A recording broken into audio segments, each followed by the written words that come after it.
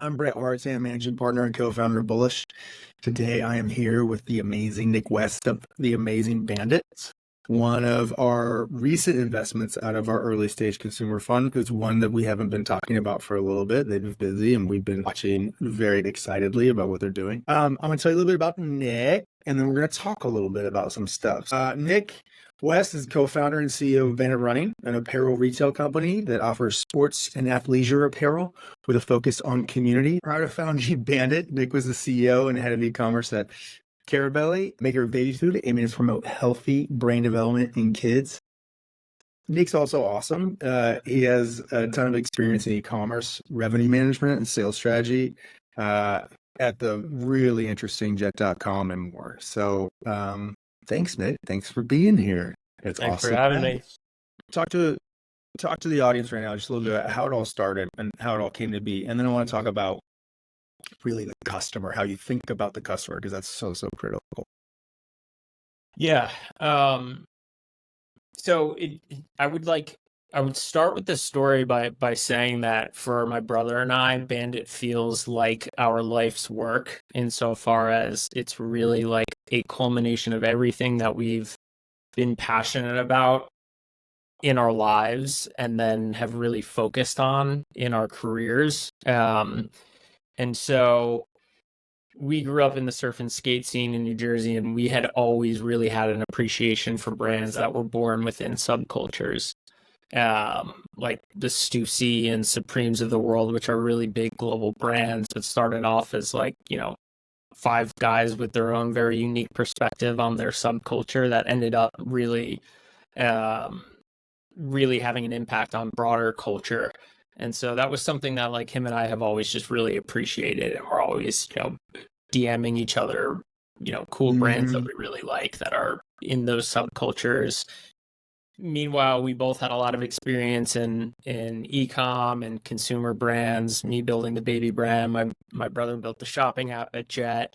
And during the pandemic, he really started getting deeply integrated into New York City run culture, running with Brooklyn Track Club, which is at McCarran Park. It's a more, there's two kind of distinct kind of clubs, and sometimes some of them bleed both sides, but there's a lot of social running clubs and there's a lot of performance running clubs. Brooklyn Track Club is kind of in the latter. I really just fell in love with the community. And during the pandemic, I had actually moved out to Nashville for a couple months, and I was catching up with him pretty much every day. And he was telling me about how special it was. He had just had a little bit more time on his hands by way of, working remote and not having to commute. And him and I have always had a side project throughout our careers. We've had newsletters, we've done some things in the consumer product world. And, the light bulb for him went off that the subculture in running just felt a lot like what we really appreciated in this surf and skate worlds growing up. And so as he better got to know the sport, he started doing some ultra marathons. I was running out in Nashville. We wanted to really combine our passion for brand building, the sport of running. We both grew up as competitive soccer players, but cross-trained with running. Our dad was an Ironman triathlete, so we were being pushed around in strollers when we were babies to different marathons and triathlons. And so we really got to know the sport better, and then found a great entry point to launching. At first, it was really a passion project, and it was like, how can we do something cool in this community for the community and with the community? So after prototyping and testing a performance running sock, spun up a Squarespace website and launched an Instagram and basically started dropping limited edition batch drops of these performance socks. They were, branded well. They were designed really, really well. They had been tested with a lot of different performance runners in the New York scene.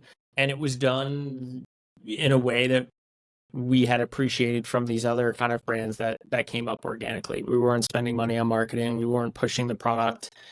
I think in the very far back of our heads, we always think really big, and we had a really big vision, but the focus was on creating something very authentic and organic, and just for lack of a better word, cool to start. Yeah.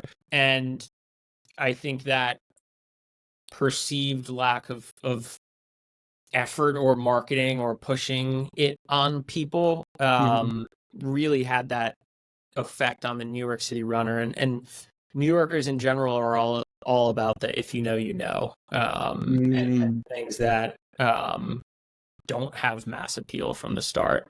And so I think it aligned really well to the sentiments of and the things that New York runners like.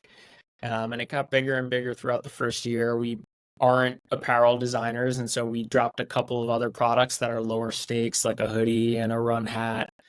And it was clear that this community first approach, which was testing with folks, all of our content on the Instagram was basically just spotlights of our friends in the running community who are good runners, but there are other parts of their identity and stories that they have to tell that we thought were really interesting. And it kind of snowballed throughout the first year. And that's when we decided to go out and pitch a much larger vision to some seed investors. And that's kind of the end of part one of the story. And then we raised that, and then comes the team and everything. Yeah, to go deeper into that piece for sure. No, that's great. There's a couple of things that I just want to point out that I really love. Your pedigree around subcultures and your understanding of the power of subcultures. I think it's so important because the word disruption gets thrown around a lot, and disruption is a thing, but it's more of an end than a means. And when it comes to the kind of consumer investing that we're doing, the kind of consumer brand that you're building, diffusion and how ideas and brands diffuse is super, super important. And we've always been big believers in starting small to go big. And there's some literature on this, and there's some cases on it from the Silicon Valleys of the world. But that's one of the things that's just been really interesting from the start that actually broke our scorecard, to your point about the intangibles. This ability to establish a foothold with a subculture that matters is really, really interesting. That has influence. You can go back to the days of Red Bull, where there was that was a lot of the brilliance in what they were doing was they saw a subculture in and around extreme sports, and they went there when none of the drank for it with a really good functional product, which leads to the socks. That's not just like, oh, it's a simple little products for people that are runners. Socks are a big deal, and I love the empathy and the insight in like we're gonna make a really badass sock as like almost a pillar of what our brand is about. Can you talk a little bit more about that, and when we'll swing into well, let me pair that up with another question, which is you talked about social runners, performance runners. You've talked about goal-driven runners. How are you thinking about the consumer and what they really, really need? You talked a little bit about just this natural feedback loop that you're doing, but maybe when you think about the muse, maybe talk to us a little bit about that for. Yeah. We do call our runner the goal-driven runner, which is that term doesn't discriminate based on how fast someone is or where they run or what terrain they run on. It's really about a certain level of ambition against a concrete goal. We've had athletes who have been at the very tail end of a marathon pack, and we've also had Olympic trial qualifiers who have become huge fans and ambassadors of the brand. So the goal-driven runner is mostly about a mindset.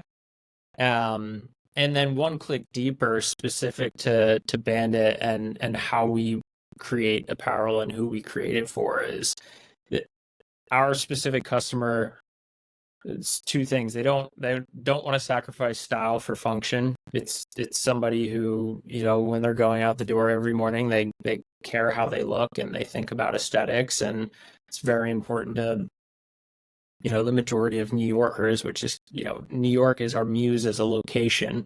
And I think one of the crucial insights early on in rounding up our community. As soon as we hired Ardith, our third co-founder, we did a community night at our HQ where we had 50 females and 50 males.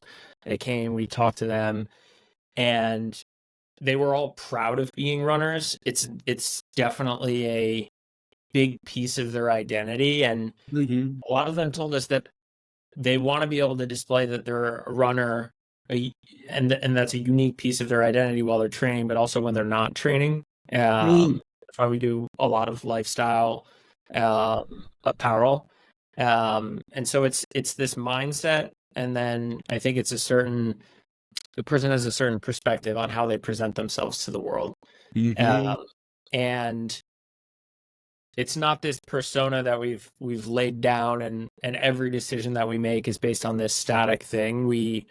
Just last week we had 2 more groups of people come in. Ardith has folks from the community coming in at least monthly. Their needs and their wants and what they think is cool is always evolving. And with every touch point that we're trying to evolve in the run world, we know that it's not a static thing. And so that goal-driven runner is really a catch-all concept for this person who's always evolving, and we're just trying to serve them the best that we can. I love that. I do. I think the other thing that's really great is there's a good nudge in there for everybody, which is to meet people in real life, however you can, whether it's virtually or whatever, but don't hide behind surveys, right? Can you talk, just so everybody understands, you guys are doing stuff that is not really scalable research. You're meeting people either through video, or you're having them come in, or you're having people try on things. Ardith is sitting with them, for everybody, the head of design, who's a classically trained designer. That's very time intensive, very qualitative, and that's very different from the way most people say they know their customer, which I think is also fantastic and a good thing for people to be doing more. In general, you can go out, you can survey 2,000 people, and you can read those answers in an Excel sheet.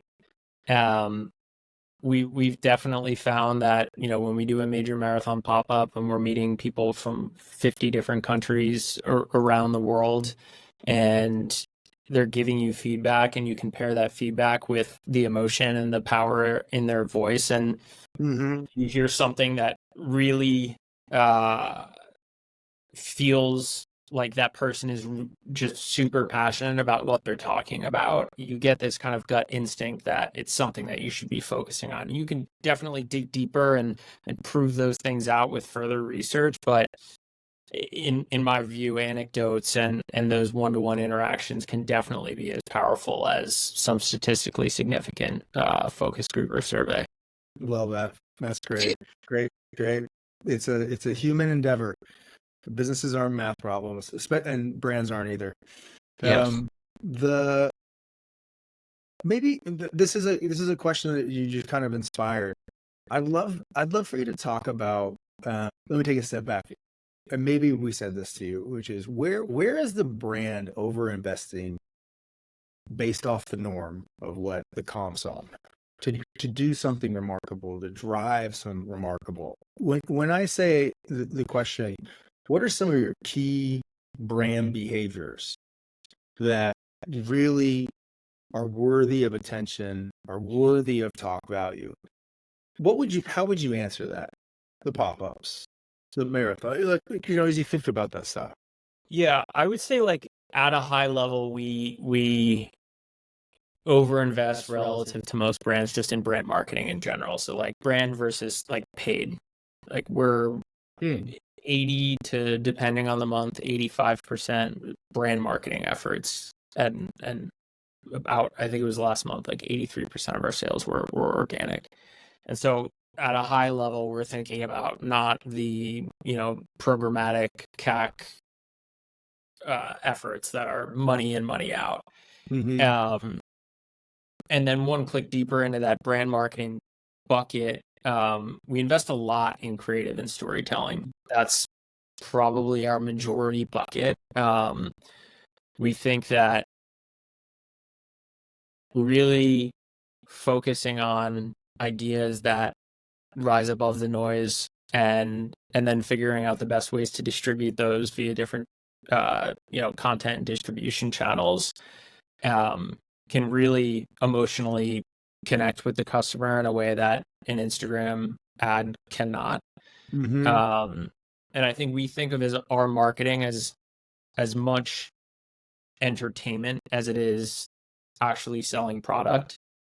Because selling product only benefits somebody insofar as they're ready to make a purchase, and you happen to hit them at the right time. But if you're keeping them entertained and you're educating them and you're telling them stories that inspire them or help them to question the way that they go about doing things, specifically in this sport, you stay top of mind throughout that entire journey, and not just that one end point of the journey, which is the purchase.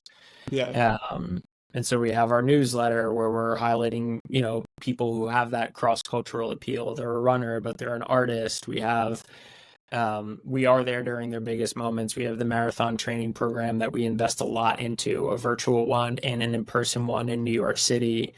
The marathon pop-ups, while there's a cap and there's only so many marathons, it's not an infinitely scalable channel.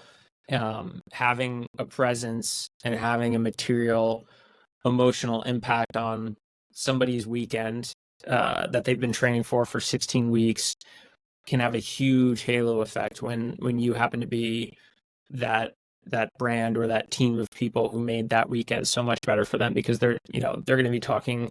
There's that joke, it's like, how do you know somebody's a marathoner? And it's because they're going to tell you that they're a marathoner. And we try to be there and serve those moments and elevate them the best that we can. But all in all, I think creative and storytelling is really our superpower. We try to engage people as much as possible. We do not focus on, I think one of our contrarian beliefs is that consistency on Instagram specifically is overrated, and we're definitely in the quality versus quantity bucket. People will pay attention if you put something in front of them that's really, really quality, but if you hit them a bunch of times with a bunch of average things that you're putting out into the world, the feeling that they're going to have for your brand is going to be lukewarm. We have a lot of contrarian beliefs about, I think, just like marketing mix and how we go about engaging with our community on almost every platform.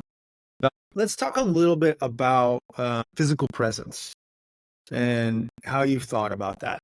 This is a very subculture driven brand. You've got a very tight muse that you talk about that can, as we say, cut the world in two. You're either a goal driven runner or you're not. That's great, but it's very tightly defined, very broadly appealing.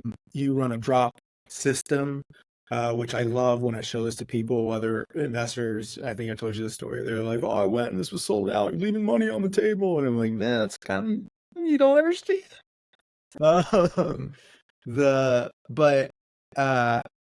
In a lot of ways, you're very, very, very, very cutting edge, very, very digital. But retail was a big part. Everything from the first store. Talk a little bit about that one to now the new store as well too. Yeah, I think the way that I think of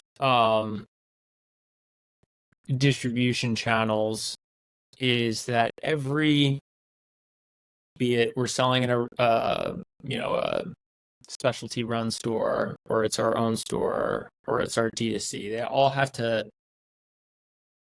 to drive unique value to the customer. And our own stores definitely have very unique value. The unique value points for our own stores, I could talk about every channel and what they bring to the customer, but stores are really, one, very tangibly, it's like you can go and try on the product, and there is a pretty good subset of the market who wants to try things on still before they actually purchase. At our marathon pop-ups, every pop-up I go to, I have at least one conversation where somebody says, "I've been following the brand for a year, but I haven't had a chance to try something on, so I haven't bought yet." And so, and then we're getting that real-time feedback from our store associates, and that's also just a really powerful kind of product improvement loop. And so there's the try-on piece, which people do it online by ordering multiple sizes, but some people aren't willing to go through all of that. There's also just the community building aspect of it, where at our Greenpoint store, we have a run every Saturday, like clockwork. It's called Greenpoint Runners, powered by Bandit Running. We really put the community first from a sub-brand standpoint.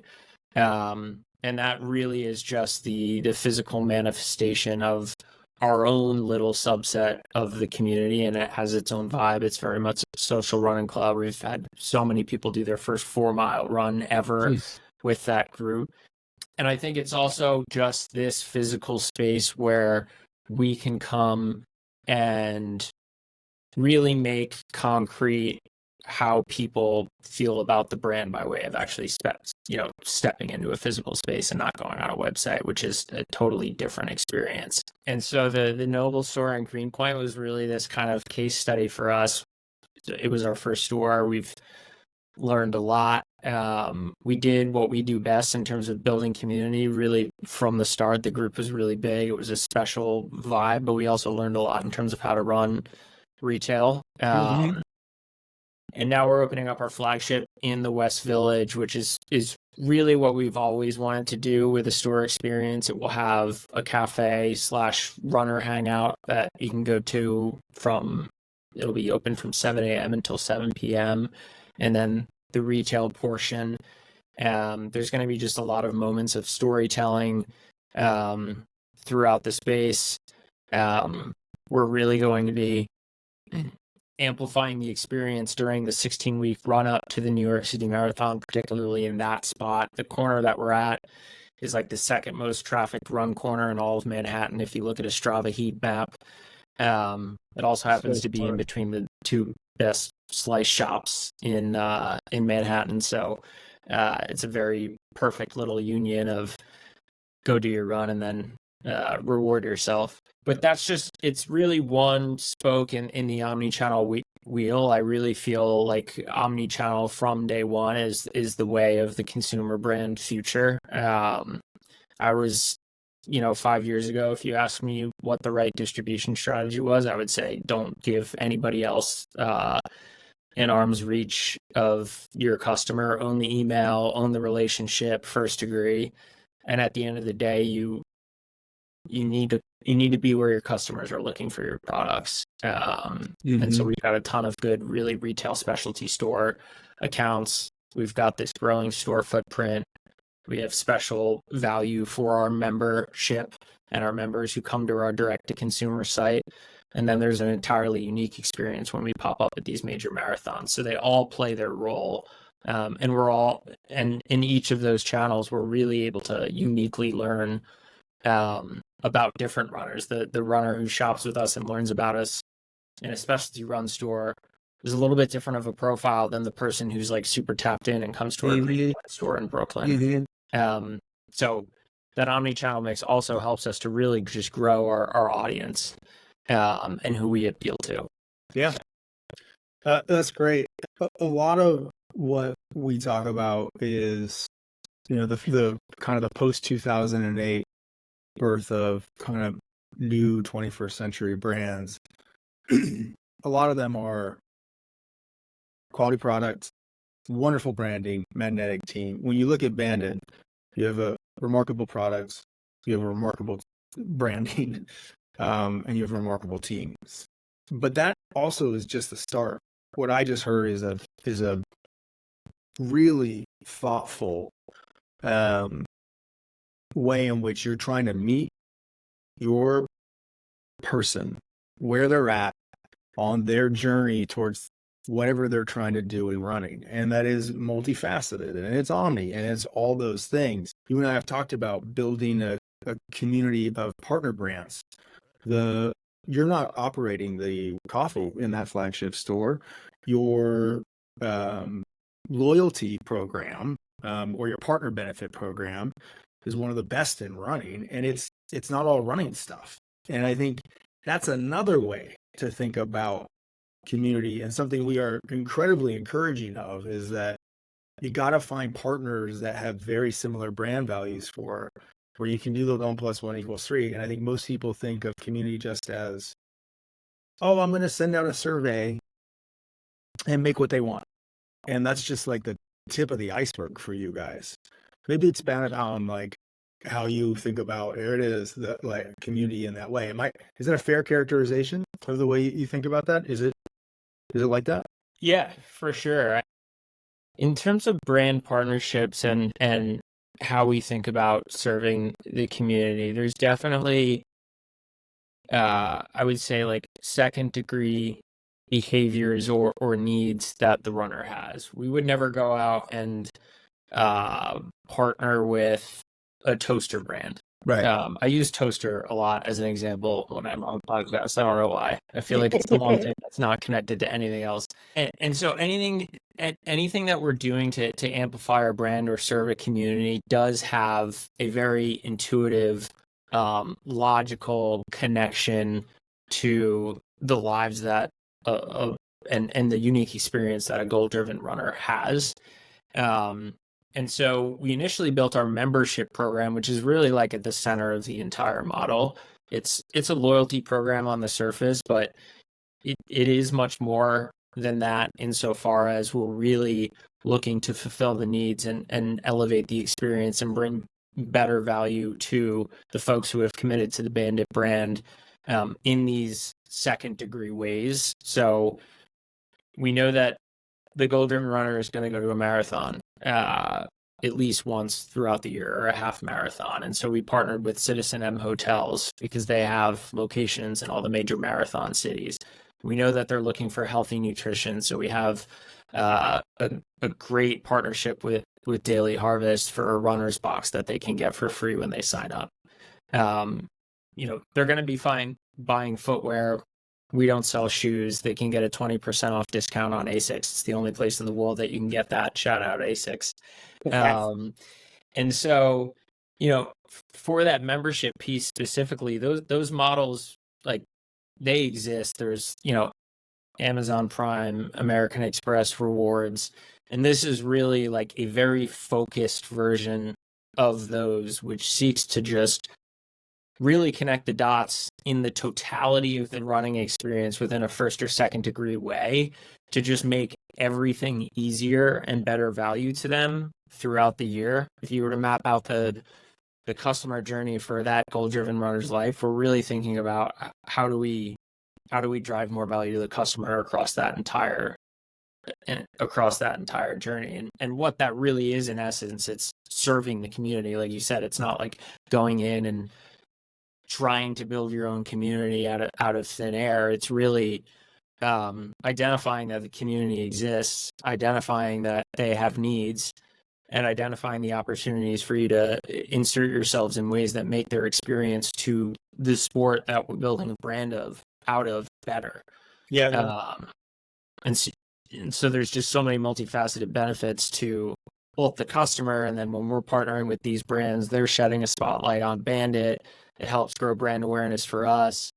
And again, it's like there's a theme in basically everything we do, which is we really think about virtuous loops and how you can be providing as much value as you're getting. And I think when there's not an imbalance, you at least have to be balanced. It needs to be as much value as you're giving. Optimally, you're able to do it in a way where you're giving more value than you're getting. And that's how we design the membership program, where you do the math on the program. You make 1.2 to 1.4 purchases on Bandit. You're so far in the value range and you're making money on that membership that we wanted it to be a no-brainer. And anybody who kind of commits to that membership, we feel like they're just getting way over and above the value that they're paying for. And that just ultimately it leads to loyalty. Which is maybe let's talk about just what you're seeing in athletic apparel. Big things that you're getting excited about. There's a lot of people that might listen to this that are interested in the category. You absolutely have you and the team have your finger on the pulse of at least a nice, interesting chunk of it. So, anything you're seeing that people should pay attention to? Yeah, I think there are a lot of cool brands in the subculture doing a lot of great. I think storytelling and creative is definitely evolving in this sport and a lot of the new brands, and even we're seeing a lot of evolution at the specialty run store level at the mom and pop shop. There's new owners and new managers at these stores who are creating really great content. I think that there's in the sport of running specifically, there's a content evolution right now. The first like real crop of like big running influencers are coming up, which is just it's an interesting dynamic in a very traditional sport.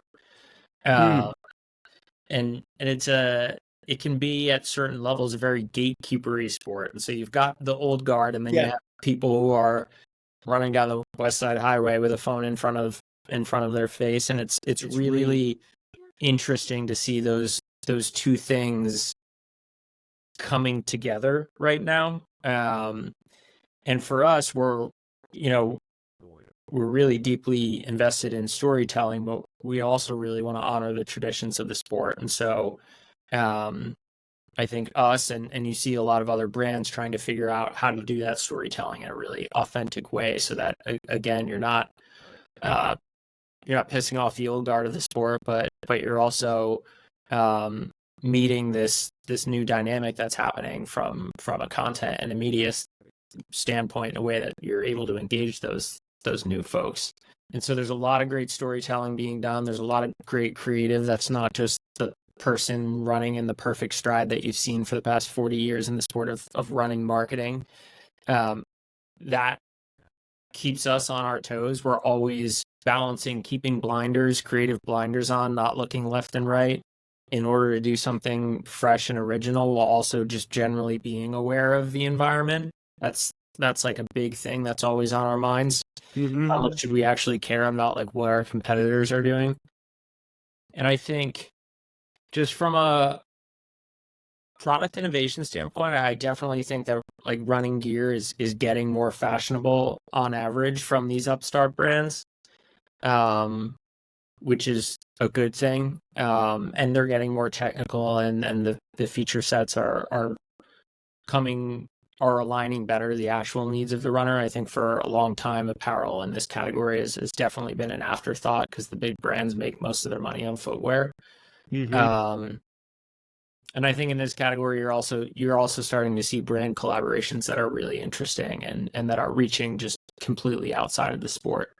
We've always believed that like creating cross-cultural bridges can be a really powerful lever to reach net new audiences, because we just like in our BMail blog, we just interviewed the founder of Good Room, which is like a very epic kind of dance club in Brooklyn, and you would think that the owner and manager would be the person who stays up at 4 a.m. and lives that lifestyle, but they're actually like a really fast marathon runner who's doing over 200 runs per year. And so we want to be able to tell those stories, and we think creating that cross-cultural bridge and shedding light on the fact that like runners are very multifaceted people.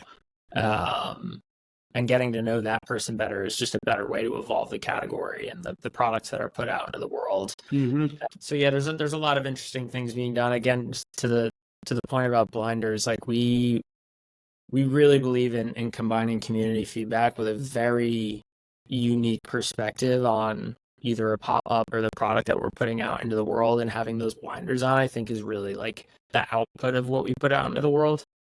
So I've had a lot of podcasts where somebody asked me, if you could be the CEO of one athletic apparel brand, what would you be? And I was like, I don't think that much about really any other brand other than Bandit, which is maybe a good thing and a bad thing. Thanks for the time, Nick. As a spectator, congratulations. You are building a wonderful brand already. It really is. And I know you don't think the job is even nearly or quarterly or whateverly done, and you've got a really healthy paranoia about it, as the seminars and all that, but you really do, having done this, I will humbly say, for a while, you have so many great things about in place, behaviors for building a brand. As an investor, we are so proud to be on this journey with you. So thank you, and thank you for the time. Awesome. Thanks for having me. We're equally proud to be partnered with Bullish. It's